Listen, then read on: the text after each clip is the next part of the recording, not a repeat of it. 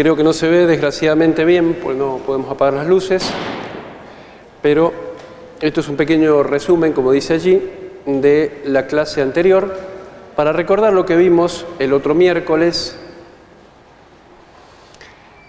Habíamos indagado cómo Dios, el primer punto que tenemos aquí en el resumen, dice Dios se quiso revelar.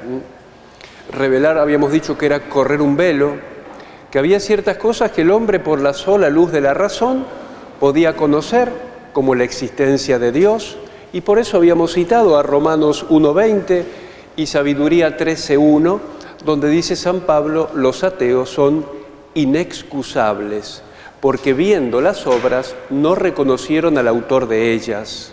Y habíamos dado el ejemplo del escritorio, o de la puerta, o del salón, que viendo el salón, obviamente teníamos que llegar a la conclusión de que hubieron albañiles, ingenieros, gente que trabajó, no se hizo por casualidad.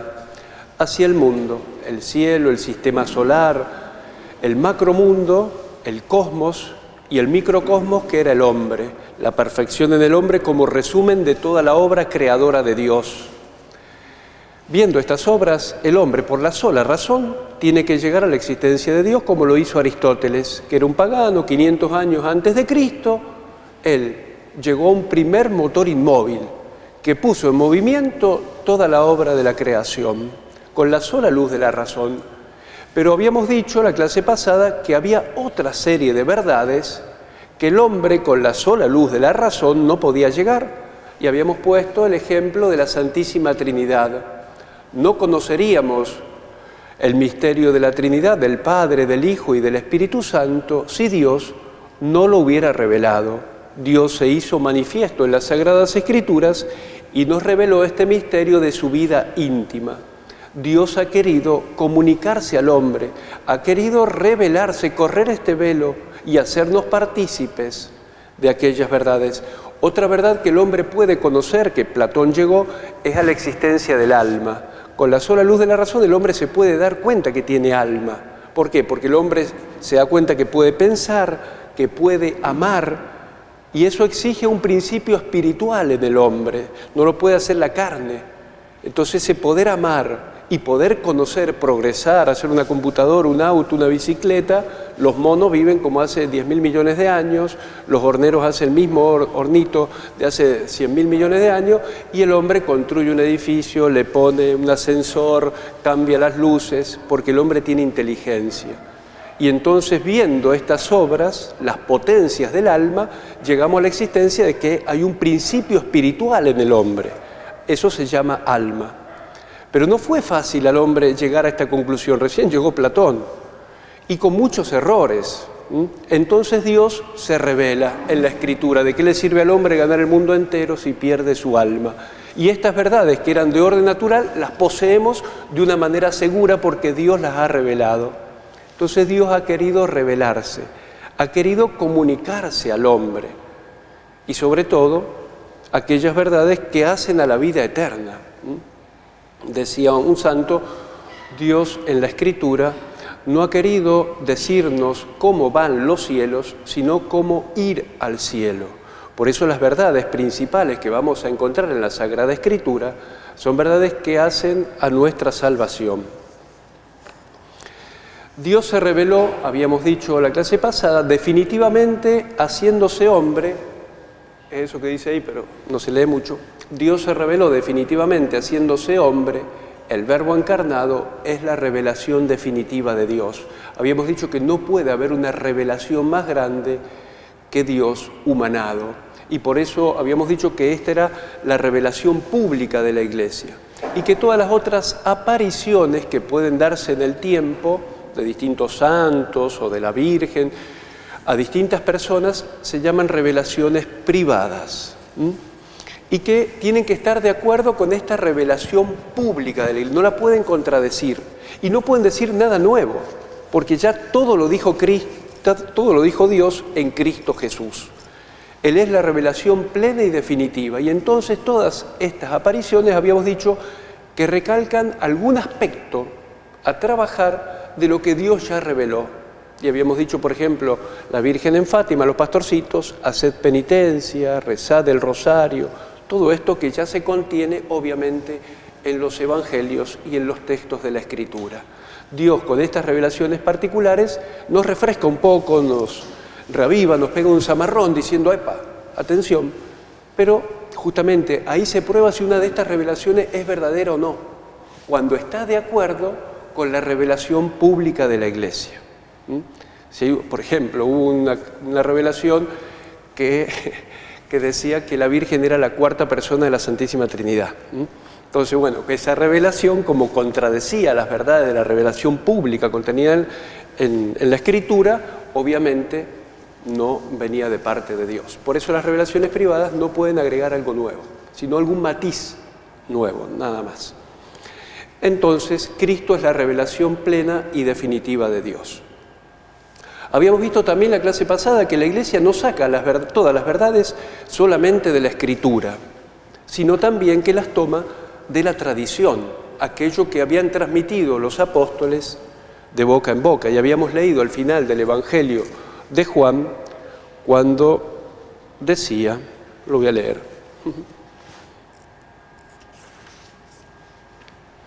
Jesús hizo también muchas otras cosas. Si se quisiera ponerlas por escrito, una por una, creo que el mundo no bastaría para contener los libros que se podrían escribir. Así termina el Evangelio Juan.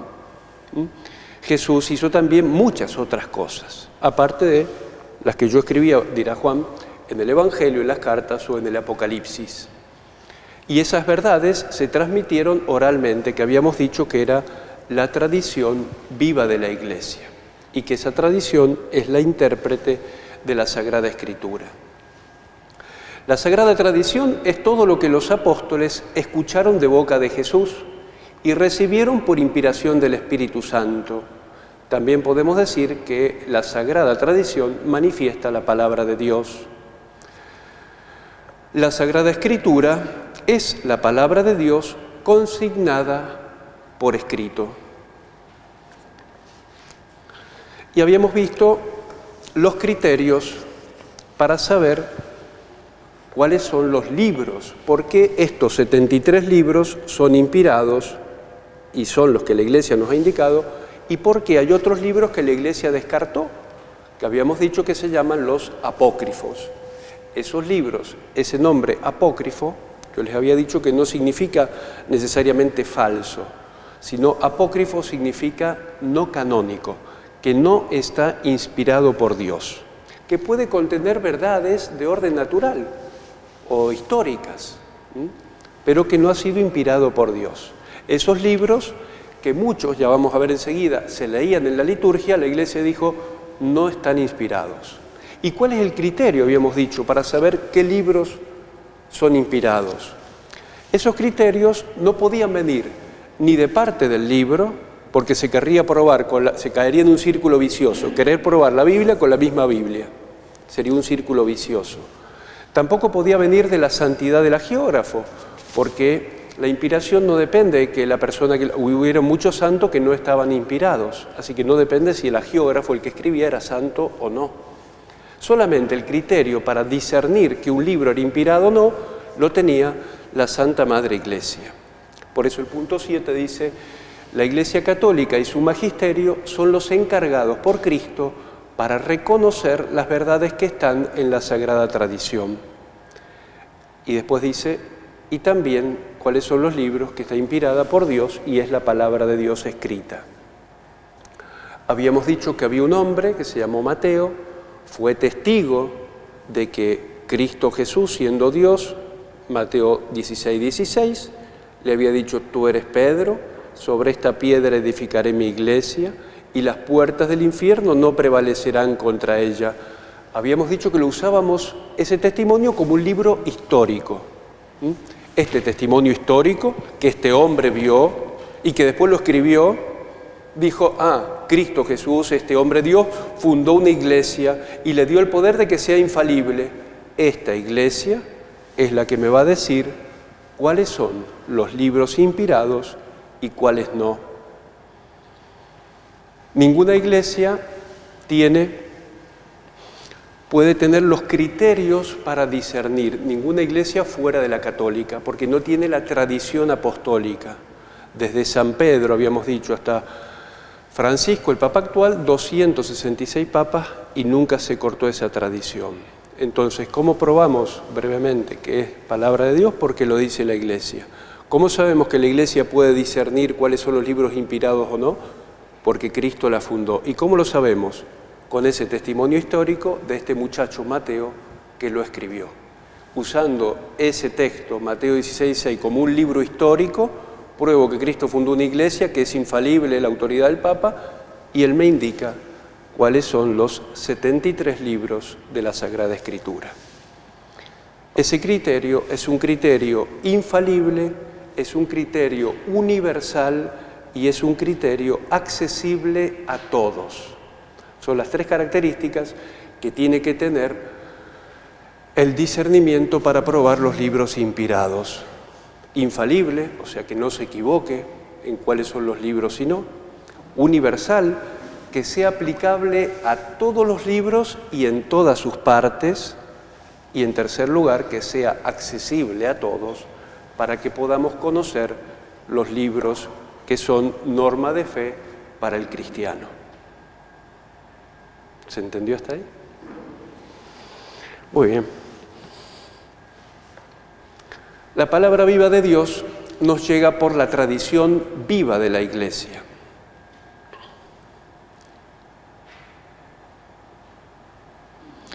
Lo que vamos a intentar ver hoy es que la Iglesia, fundada en la Sagrada Tradición, afirma que la Biblia es esa palabra de Dios. En primer lugar, vamos a ver una época de una tradición oral. Resulta que ustedes saben que muchos libros y muchos textos de la Escritura se iban transmitiendo de generaciones en generaciones. Eran los que se llamaban grandes meturgemanes. Los judíos tenían esa capacidad de retener, como si fuera una poesía, textos enteros y libros enteros por una manera rimada que tenían de reproducirlo, de transmitirlo de padres a hijos. Y así se fue transmitiendo en un principio muchos libros de la Escritura. Para afirmar esto, que puede sonar un poquito exagerado a nosotros, hombres del siglo XXI, que tenemos, o al menos yo, poca memoria, tenía un feligrés en la Villa 25 que se sabía de memoria, recitaba desde el principio hasta el final todo el Martín Fierro. Y se sabía también de memoria todo el Evangelio criollo y sus 4 libros que había escrito en poesía en rima. Esto el pueblo de Israel lo tenía muy incorporado.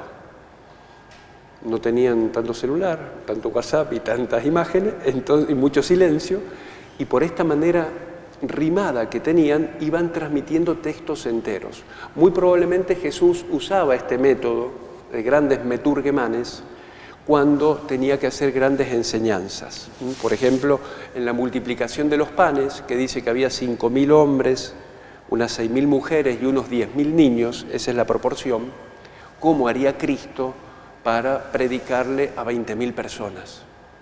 Imagínense un estadio, ¿sí? Acá somos 10 pelagatos y yo tengo que usar el micrófono, ¿no? Imagínense 20.000 personas. ¿Cómo hacía Cristo? Una de las teorías que pone el padre Castellani en el Sermón de la Montaña, las Bienaventuranzas, dice: Cristo subió al monte con los apóstoles y después Cristo les daba su enseñanza y ellos, que retenían de esta manera rimada grandes textos, se dividían en grupos de 50 personas y hacían como autoparlantes. Y así llegaba la prédica a 10.000, 15.000, 20.000 personas que estaban en la multitud. Entonces, una primera época de la Sagrada Escritura fue una gran tradición oral. De hecho, muchas veces en la Escritura dice Moisés: cuando tus hijos te pregunten ¿por qué celebráis la Pascua?, contadle. Fuimos esclavos en Egipto y con brazo fuerte Dios nos rescató, y transmitid a vuestros hijos esta tradición. Después de esa etapa oral de la Sagrada Escritura, algunos libros más, otros menos, esos libros fueron escritos. Ya vamos a ver la próxima clase qué tipo de escritura en qué lengua, qué instrumentos usaban y cómo escribían. Pero eso los voy a contar la clase que viene. Ahora vamos a ver qué uso litúrgico de la Biblia hacían. Estos textos, obviamente inspirados, se utilizaban el pueblo de Israel en la sinagoga y los cristianos, el Nuevo Testamento, en las reuniones, en las primeras misas, ¿sí? En las reuniones que hacían. Es el primer uso que se dio a la palabra de Dios. Acuérdense cuando Jesús iba a la sinagoga, cuento uno de los textos, por ejemplo, que tomó el libro del profeta Isaías, leyó la profecía, cerró, se lo dio al ayudante, se sentó y dijo Jesús: hoy se ha cumplido esta escritura que acabáis de oír. Todas las sinagogas era el lugar donde ellos se juntaban a leer la palabra de Dios. El único lugar donde los judíos tenían sacrificio era el templo en Jerusalén. En todas las otras poblaciones, en todo lo que se va a llamar, fuera de Jerusalén se llamaba la diáspora, la salida. En toda la diáspora, en Alejandría, en Tarso, en Grecia, en Roma, en todos los lugares donde habían judíos, tenían una sinagoga. El lugar de la sinagoga era el lugar de la palabra, no había sacrificio. Y allí leían, obviamente, los textos del Antiguo Testamento, lo que ellos consideraban, obviamente, los textos inspirados por Dios. Tenemos noticias históricas ciertas de que en las asambleas litúrgicas se leían los libros de uno y otro testamento, sobre todo las memorias de los apóstoles y los escritos de los profetas, con predominación de los escritos de los apóstoles. Época de la tradición escrita. En cuanto al Antiguo Testamento, la fuente escrita más importante para saber que los libros del Antiguo Testamento eran tenidos por la Iglesia como palabra de Dios son los escritos del Nuevo Testamento. ¿Qué quiere decir? ¿Qué libros del Antiguo Testamento los católicos vamos a recibir como inspirados? Tenemos del Antiguo Testamento 46 libros inspirados. ¿Por qué? Porque en el Nuevo Testamento, en el Evangelio, en las cartas de San Pablo, de San Pedro, se citan los textos de los libros del Antiguo Testamento, del Génesis, de Isaías, de Jeremías, de Baruch. Entonces, uno de los criterios es este. Los cristianos del siglo I citaban los libros inspirados del Antiguo Testamento. ¿Se entiende? Los hebreos, los judíos, tenían estos libros del Antiguo Testamento, los dividían en 3 bloques. Este primer bloque, que para ellos tenía una autoridad impresionante, porque lo había escrito nada menos que Moisés, y dice la Biblia, Moisés era el hombre más humilde del mundo, era el que los había librado de la esclavitud de Egipto, el que había recibido las tablas de la ley, era el que sobre todas las cosas, dice la Escritura, cuando iban por el desierto y entraban en la tienda de reunión, dice, hablaba con Dios cara a cara, como un amigo habla con el suyo. Ese texto es un texto muy misterioso, pero dice que probablemente tenía la visión de Dios en la tierra, que probablemente hubieron 3 personas que quizás vieron algo de lo que nosotros vamos a ver en el cielo. ¿Por qué? Acá me voy un poquito de la Biblia, pero creo que es interesante el tema. Porque si el alma ve a Dios, no lo vamos a ver con estos ojos físicos, Dios es espíritu puro, lo vamos a ver con la luz de la inteligencia. Lo veremos, dice San Juan, lo veremos tal cual es. Y a Dios no lo vamos a ver. Sí vamos a ver el cuerpo de la Virgen, el cuerpo de Cristo, pero la esencia de Dios es un acto de conocimiento, de la inteligencia, porque Dios es espíritu puro. Y Dios va a capacitar nuestra inteligencia, me voy un poquito del tema, para poderlo ver a Dios. Eso se llama el lumen gloriae. Si el alma viera un instante quién es Dios, la suma bondad, la suma belleza, el sumo bien, el alma se arrebata y se va con Dios. Y no se puede despegar de Dios, porque es el sumo bien y no quiere elegir otra cosa. Por eso el cielo va a ser la suma libertad, porque vamos a elegir siempre el bien, la felicidad, lo bello. Y Dios es la suma belleza, el sumo bien, la suma verdad, y la inteligencia y el alma se arrebata. Por eso dice la Escritura, nadie puede ver a Dios y seguir viviendo. Pero estos textos son muy misteriosos. Dice que Moisés hablaba con Dios como con un amigo cara a cara. Ese texto probablemente hace referencia a que tuvo un poquito de la visión beatífica. Pudo ver un poco la esencia de Dios en esta vida. El otro que también lo va a citar va a ser San Pablo. Dice, fui arrebatado al tercer cielo, si con el cuerpo o sin el cuerpo, no lo sé, pero se me dio ver cosas inefables, inenarrables, que ni el ojo vio, ni el oído oyó, ni vino a la mente del hombre lo que Dios ha reservado para los que le aman. Dice, ese texto de San Pablo probablemente vio un poquito, un destello de la esencia de Dios. Dice, no tengo palabras, ni el ojo vio, imaginemos lo más bello del mundo, ni el oído oyó, ni vino a la mente del hombre lo que Dios ha reservado para los que le aman. Probablemente vio la esencia de Dios. Si Moisés tuvo esta visión, si San Pablo la tuvo, la tercera persona que sin duda la tuvo fue la Virgen Santísima. Por una gracia de eminencia que se llama. Todo lo que los santos tuvieron, María lo tuvo en plenitud. Entonces, si ellos lo pudieron ver, Dios le concedió esta gracia en algún instante de esta vida.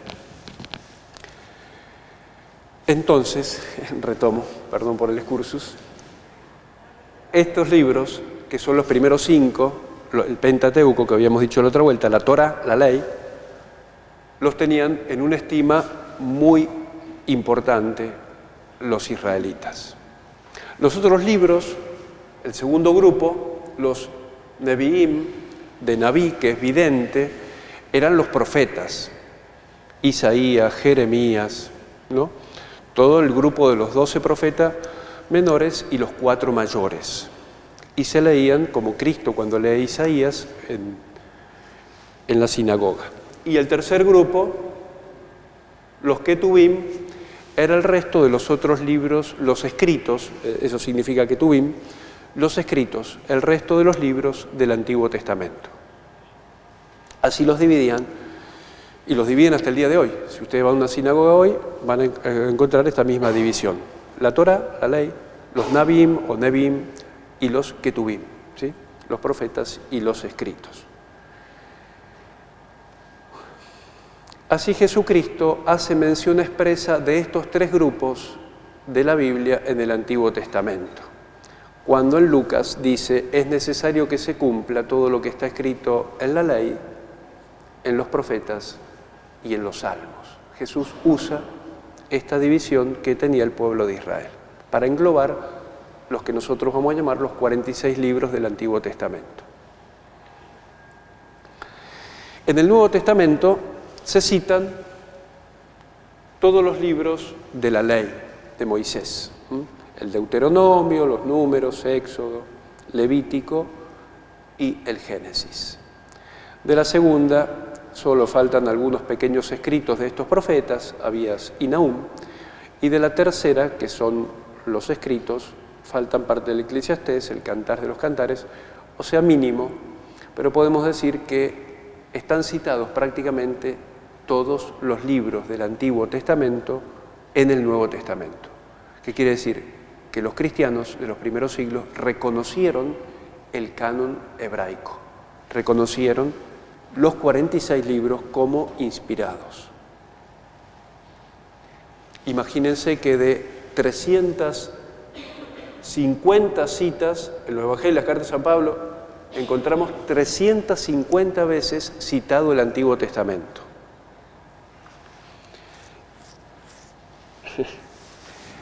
Y acá tengo que hacer un pequeño excursus, lo que se va a llamar la versión de los 70, muy famosa entre los judíos.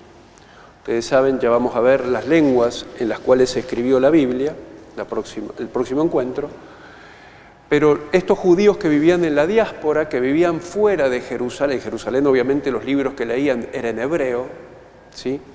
Porque era su lengua, pero los que vivían en otras ciudades griegas, como se iba perdiendo el hebreo y muchos niños y la generación nueva hablaban el griego, se juntaron 70 hombres en Alejandría, 70 monjes, y cuenta la tradición que tradujeron todo el Antiguo Testamento al griego, cada uno en su gruta. Después de ese tiempo se juntaron para cotejar estas traducciones al griego. Y cuenta la tradición que milagrosamente coincidían esas 70 traducciones. Y quedó, incluso hoy se cita, está esa versión, que se llama la versión de los 70. ¿Sí? De esas 350 citas del Antiguo Testamento, 300 pertenecen a esta versión griega, la versión de los 70. ¿Por qué? Porque entre los judíos, los que vivían en Palestina, en Jerusalén, claro, esta versión griega de la Biblia no les cuadraba ni bonito, es una traición a su lengua, a su historia, a Moisés, y cómo la van a traducir al griego, y no la aceptaban. Bueno, para probar que esta versión es válida, Cristo la cita, y el Nuevo Testamento, 300 de esas 350 son de la versión de los 70, dándole autoridad a esta versión griega del Antiguo Testamento. ¿Se entiende?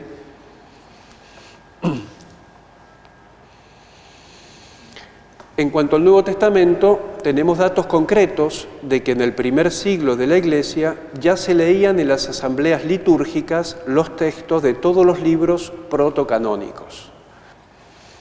En cuanto al Nuevo Testamento, tenemos datos concretos de que en el primer siglo de la Iglesia ya se leían en las asambleas litúrgicas los textos de todos los libros protocanónicos del Nuevo Testamento. Estos datos concretos los encontramos en algunos escritos de San Clemente, que murió ahí nomás,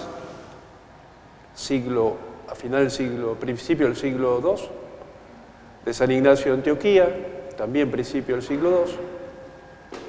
Estos libros protocanónicos. Lo tengo un poquito más adelante en el Power, pero me detengo brevemente a explicar esto. Los libros del Antiguo y del Nuevo Testamento se dividen entre protocanónicos y deuterocanónicos. Los del Antiguo Testamento y los del Nuevo Testamento. Protocanónicos significan los que fueron aceptados primeramente, como el prototipo en un auto, no sé. Proto, los primeros. Y deutero, los que vinieron después. Hubieron libros que no había duda, los aceptamos de una. Y otros estuvieron más vapuleados, más luchados, más combatidos, tuvieron más enemigos hasta que fueron aceptados en el Antiguo Testamento. Lo mismo en el Nuevo. Hubieron libros que fueron indiscutibles, como los Evangelios, los Hechos de los Apóstoles, pero hubieron libros más resistidos. A nosotros es fácil, bueno, nosotros ya tenemos la Biblia, ya el Francisco está vendiendo Biblias, y uno dice, bueno, ya tenemos todos los libros acá juntos. Pero en ese primer siglo, esos primeros siglos, imagínense, Pablo le había escrito una carta a los cristianos de Corinto, y los otros vivían en Éfeso, y los otros estaban en Roma, y los otros estaban en la carta a los hebreos. Y entonces no es que iban y compraban en la librería, denme la Biblia, mira qué bueno, ya tenemos todos los libros juntos. Ese proceso, hasta que se armó, y se pudieron decir, estos son inspirados, y juntaron la carta a los hebreos, y el Apocalipsis que estaba por allá, y la carta de los romanos, y la que le había escrito a los cristianos de la Odisea, no sé, y armaron el canon, llevó su tiempo. Entonces, en ese proceso, en las asambleas litúrgicas, cuando se reunían a leer la palabra de Dios o en las misas, se leían muchos textos, algunos inspirados, otros apócrifos que después no se aceptaron como inspirados, y algunos deuterocanónicos que fueron aceptados posteriormente.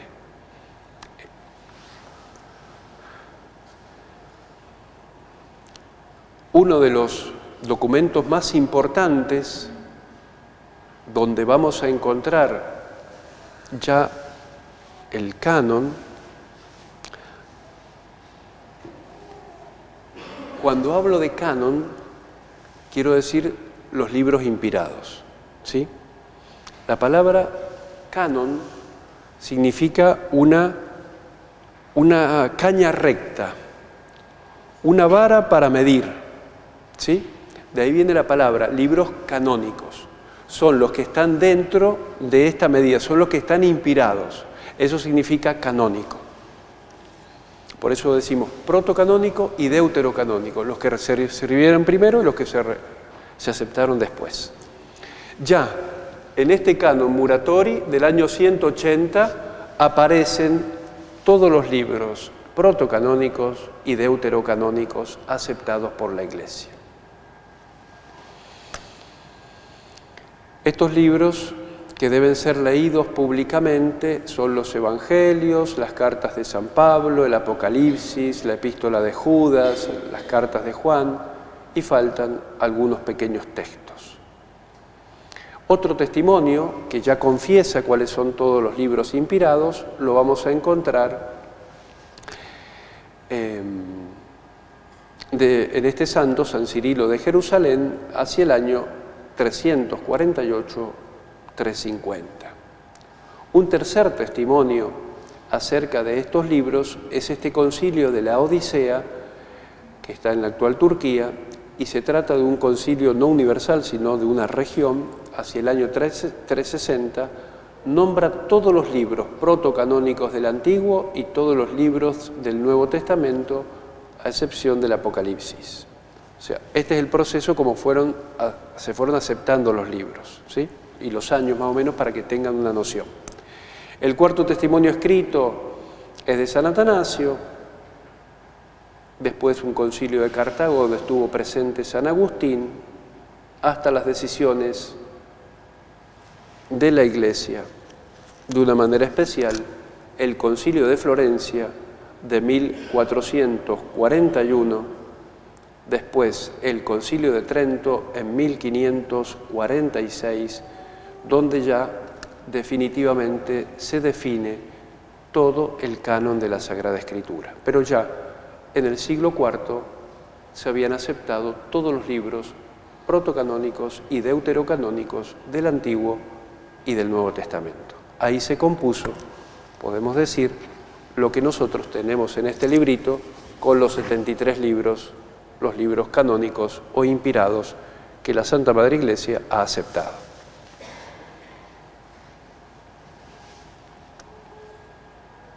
Vamos a ir un poco más adelante, después obviamente otros concilios,